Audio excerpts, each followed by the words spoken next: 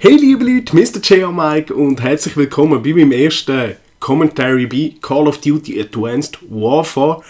Ich habe es endlich auch geschafft. Wirklich, ich freue mich so, habe ich endlich mal ein Gameplay können spielen und das auch können kommentieren.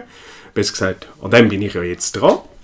Es hat verschiedene Gründe, wieso es so lang gegangen ist. Der erste Grund ist natürlich, ich habe es auf der PS3 gezockt. Und wie es der Rufus schon erwähnt hat, mit dem ganzen Freezen und Laggen, von dem bin auch ich nicht verschont worden. Und da habe ich eigentlich gesagt, weisst du was, jetzt ist dann schon ein Jahr her, wo die PS4 rausgekommen ist. Ich kaufe mir jetzt auch eine. Dann habe ich das am Freitag gemacht und natürlich Samstag Päckchen liefern geht nicht. Und ja, am Montag voller Sehnsucht und Vorfreude warte ich im Bett und hoffe, dass ich den Pöstler nicht verschlafe. Wenn er kommt läuten, und das war zum Glück nicht der Fall gewesen, streckt mir das Päckchen entgegen. Ich installiere die PS, jeder Stecker an seinen Ort. Tue es Call of Duty Advanced Warfare rein. Will auf Spiel suchen oder online spielen und dann geht so ein Fenster drauf und ich komme einfach nicht weiter. Und irgendwie fangen da meine Zahnrädchen im Hinterkopf an rotieren und ich merke, Scheiße, was habe ich noch überlegt?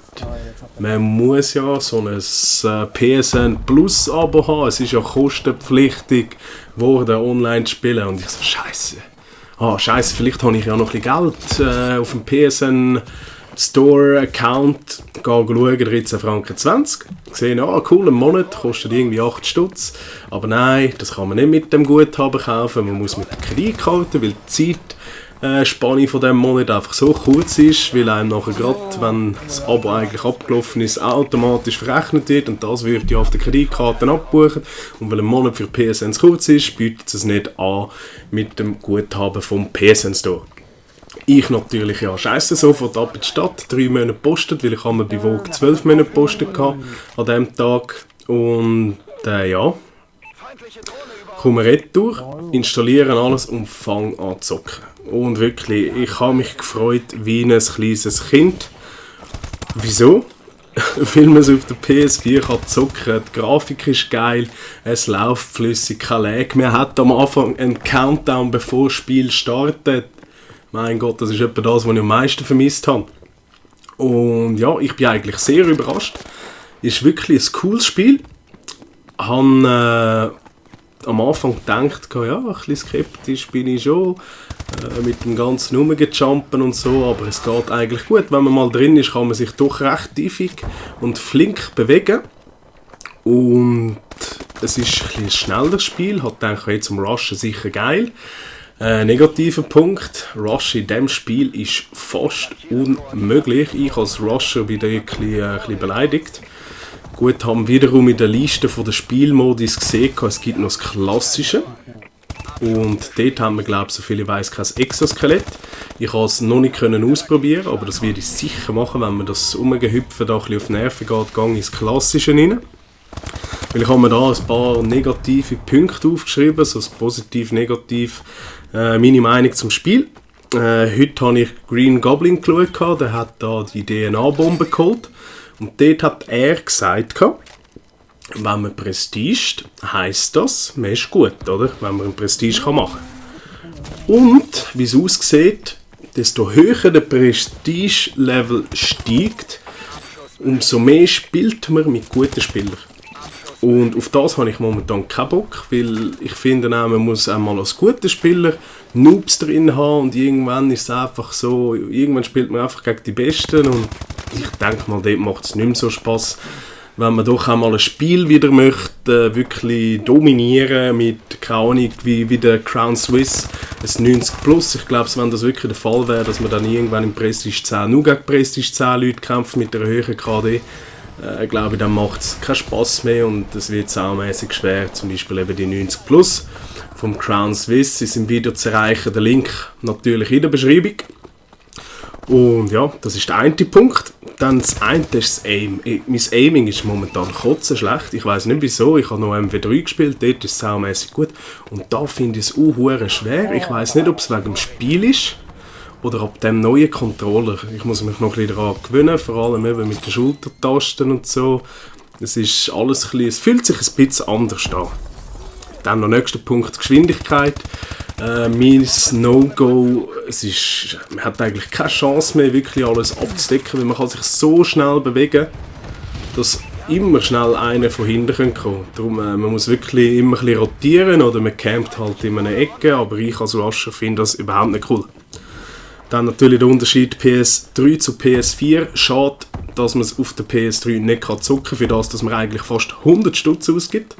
Aber eben, ich denke mal, das Spiel ist wirklich für PS4 konzipiert worden und man hat sich einfach gedacht, wir können jetzt die Spieler noch ein bisschen verärgern, klauen ihnen noch ein bisschen Geld aus dem Portemonnaie und das zwingen sie vielleicht schon fast dazu, PS4 zu posten. So wie es mir passiert ist. Super. Dann nächster Punkt, Verbindung und Health. Mich denkt, das variiert viel zu extrem. Sobald der andere bessere oder eine schlechtere Verbindung hat, muss man den einfach durchlöchern und ja, es wird einfach eklig. Dann eben Rush vs. Base, mein nächster Punkt. Rushen eigentlich unmöglich. Double Kill, Quad Kill, das ist fast unmöglich. Ich denke mal noch im Hardcore. Das, was eigentlich im Hintergrund läuft, dort ist es noch möglich, aber sonst im normalen Sack schwer. Dann MP versus Sturmgewehr. Mich denkt, die MPs sind underpowered. Ich suche MPs, wo mir liegen. Mit dem Aufsatz Schnellfeuer kannst du vergessen auf der Waffe. Das Red Dot lasse ich meistens auch weg. Dann habe ich meistens den Schalldämpfer drauf und den Griff und vielleicht noch den Schaft, damit ich einfach ein bisschen flexibler bin. Und ja, das Sturmgewehr, das ist einfach, denke ich mal, das Nummer 1. Wenn man mit denen gut umgehen kann, dominiert man eigentlich das Spiel. Die Maps finde ich eigentlich schön gestaltet, ist cool. Halt eben mit dem ganzen Exo-Zeug, dass man auch auf Dächer kann und weiss nicht was. Man muss wirklich eigentlich, bevor man über ein Feld säckelt, überlegt man sich 3-mal, ob man es macht, weil zu 99% kommt dann irgendwo vom Himmel noch einen oben runtergeschossen.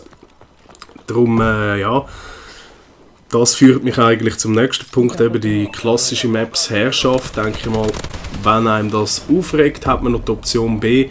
Man geht die klassischen spielen, also ohne Exoskelett. Nimmt mich auch Wunder, ob man dann die Pfanne genauso schnell erobern. Das geht noch schnell, aber das ist natürlich auch der Grund, wenn man bei Punkt A ist und merkt, dass Punkt C erobert wird, wenn man so lange hat wie die anderen CODs. Mit dem hohen Exoskelett ist man ja in 2 Sekunden dort. Also wäre es eigentlich kaum möglich, die zu erobern. Ja, das sind eigentlich meine Punkte, die ich da rausgepickt habe. Das war so ein Seinli-Picker. Und ich wäre froh, vielleicht sehe ich da ein paar Sachen falsch, weil ich es einfach noch zu wenig gespielt habe. Wenn das der Fall wäre, schreibt es mir doch in die Kommentare. Wenn euch das Kommentar gefallen hat, könnt ihr natürlich auch ein Like da lassen. Ich hoffe natürlich, dass ich den einen oder anderen mal in einer Party sehe. Weil, sind wir ganz ehrlich, so Spiele machen in einer Gruppe viel mehr Spass als alleine. Vor allem, wenn man das Headset hat. Und ja, morgen ist Wochenende. Zocken ein bisschen, es wird grusiges Wetter. Und somit wünsche ich euch ein mega cooles Wochenende. Und man hört sich im nächsten Kommentar. Tschüss zusammen.